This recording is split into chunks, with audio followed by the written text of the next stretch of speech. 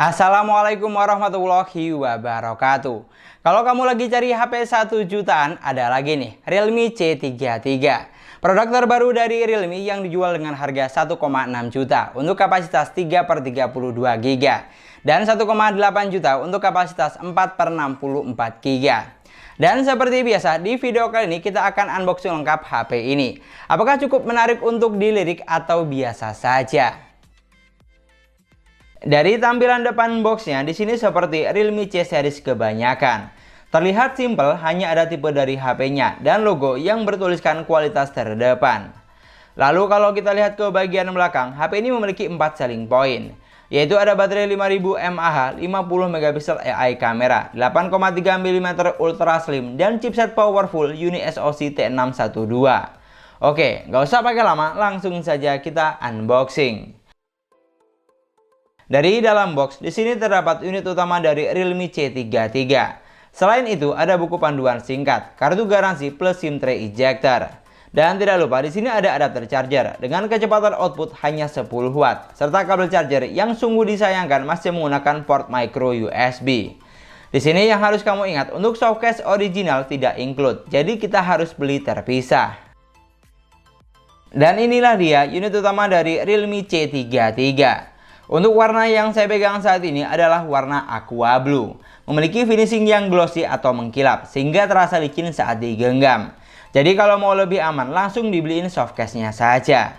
Di sini untuk desain bagian belakang sudah terlihat mewah di kelas harganya. Mulai dari kombinasi warna hingga setup framing kameranya yang frameless atau tanpa menggunakan frame. Untuk bodinya juga tergolong tipis sehingga terasa solid dan kokoh saat digenggam. Lalu untuk bagian bawah, di sini ada port charger micro USB, lubang mikrofon, jack audio 3,5 mm, dan lubang grill speaker. Geser ke bagian sebelah kanan, ada tombol volume dan sensor sidik jari yang merangkap jadi satu dengan tombol power. Dan untuk bagian sebelah kiri, di sini hanya ada slot SIM tray yang mampu menampung 3 slot sekaligus. Sedangkan untuk bagian depan atau layar seperti biasa, Realme selalu menggunakan konsep layar water drop screen untuk HP kelas entry levelnya. Dengan bezel layar tidak bisa dibilang tipis. Tapi untuk harga 1 jutaan kita memang tidak bisa berharap lebih. Karena pesaingnya kebanyakan juga masih menggunakan konsep yang sama. Lalu untuk ukuran layarnya, HP ini dibekali dengan layar sebesar 6,5 inch dengan resolusi hanya SD+, 720x1600 pixel. Panel IPS LCD, refresh rate hanya support 60 Hz. Jadi untuk saturasi warna layarnya jujur di sini terlihat standar saja menurut saya. Tidak bisa dibilang bagus banget, namun yang jelas masih sama dengan HP 1 jutaan pada umumnya. Pindah ke bagian spesifikasi, unit yang saya punya dibekali dengan kapasitas RAM 3 GB dan internal memori 32 GB. Yang dimana kita hanya dapat free memorinya sekitar 17 GB saat HP baru diaktifkan. Artinya sudah terpotong hampir separuh atau sekitar 15 GB untuk sistem dan aplikasi bawaan. Sedangkan untuk chipsetnya, HP ini dibekali dengan chipset UniSoC T612 octa-core 1,8 GHz yang berfabrikasi 12 nanometer. Dimana untuk jenis chipset yang digunakan sama persis dengan seri pendahulunya Realme C35 yang mampu menghasilkan skor Geekbench 5 di angka 340 dan 1102 poin untuk multicore-nya. Sedangkan untuk AnTuTu benchmark, skor yang dihasilkan ada di angka 172 ribuan. Dari skor yang dihasilkan untuk harga 1 jutaan, jujur sudah cukup memuaskan. Bisa dibilang paling tinggi di kelas harganya. Lalu kalau untuk urusan persensoran, sayangnya di HP ini kurang lengkap. Karena ada beberapa sensor penting yang tidak ada. Seperti sensor magnet, gyroskop, dan sensor orientasi. Jujur sangat disayangkan pastinya, karena di Realme C31 atau seri pendahulunya sudah dilengkapi dengan sensor yang lengkap, hampir semua ada.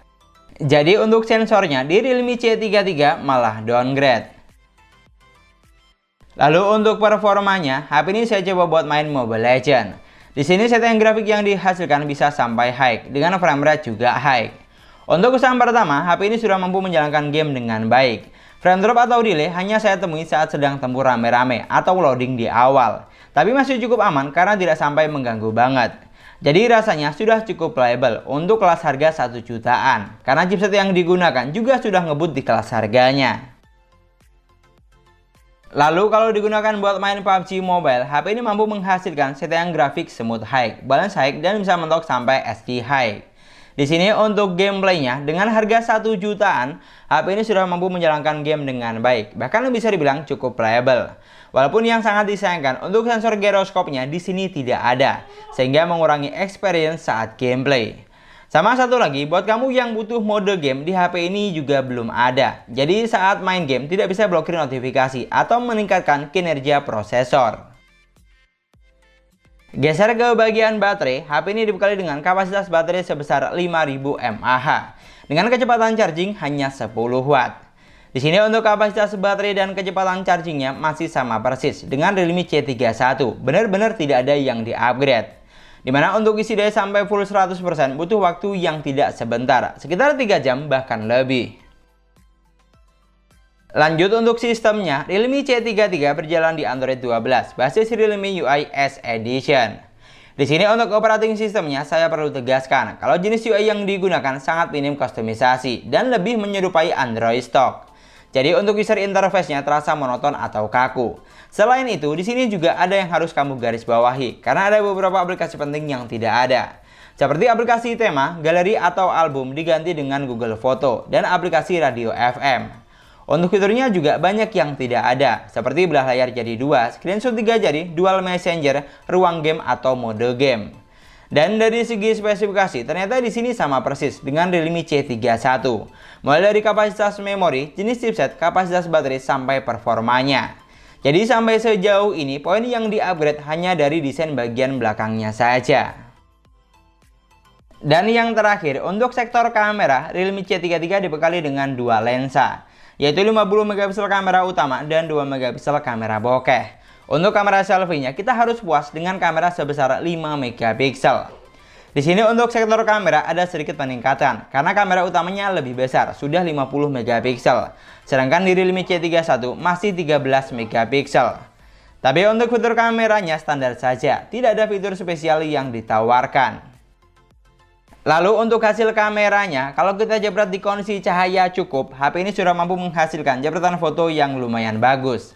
Gambarnya terlihat tajam dan detailnya juga dapat. Walaupun untuk saturasi warnanya kurang oke, terutama saat foto di outdoor dengan objek yang dekat. Sedangkan untuk kamera selfie-nya, HP ini hanya dibekali dengan kamera 5 megapiksel. Jadi untuk foto yang dihasilkan terlihat standar saja, mulai dari saturasi warna sampai tingkat ketajamannya. Bahkan bisa dibilang sangat kurang cocok buat kamu yang hobi selfie. Ini adalah contoh perekaman video menggunakan Realme C33. Yang di sebelah kiri contoh untuk perekaman kamera depan dan di sebelah kanan contoh untuk perekaman kamera belakangnya. Di sini untuk resolusi HP ini bisa mentok sampai ukuran 1080 pixel di 30 frame per second. Tapi untuk kamera depannya sedikit berbeda, hanya bisa mentok sampai ukuran 720 di 30 frame per second. Oke, silahkan kamu nilai untuk saturasi warnanya dan kualitas suara yang saya hasilkan. Kalau dari apa yang saya lihat sih tergolong standar saja, tidak ada yang spesial. Dari semua poin yang sudah kita bahas, Realme C33 hadir dengan sedikit pembaruan jika dibandingkan dengan seri pendahulunya. Bahkan bisa dibilang yang di-upgrade hanya desainnya saja yang lebih fresh dan kamera utamanya yang lebih besar. Kalau untuk sektor spesifikasi, performa, baterai, dan operating sistemnya hampir tidak ada peningkatan, malah ada yang downgrade di bagian sensor. Jadi di sini agak unik. Datang dengan embel-embel keluaran terbaru, tapi nyatanya saya tidak menemukan sesuatu yang spesial jika dibandingkan dengan seri sebelumnya. Kalau ditanya apakah bagus, jawabannya HP ini sudah bagus, terutama buat kamu yang mengutamakan chipset ngebut atau performa. Walaupun memang ada yang harus kamu garis bawahi, seperti jumlah sensornya kurang lengkap dan operating sistemnya yang minim fitur. Tapi untuk pembahasan lebih lengkapnya, next saya share di video reviewnya saja. Dan mungkin sekian dulu pembahasan kita kali ini. Terima kasih banyak buat yang sudah nonton videonya sampai akhir. Semoga videonya gampang dan mudah dipahami. Dan yang paling penting, semoga videonya bermanfaat. Jangan lupa like dan komen videonya. Jangan lupa juga subscribe channel sesuai harga. Kita ketemu lagi di video selanjutnya. Assalamualaikum warahmatullahi wabarakatuh.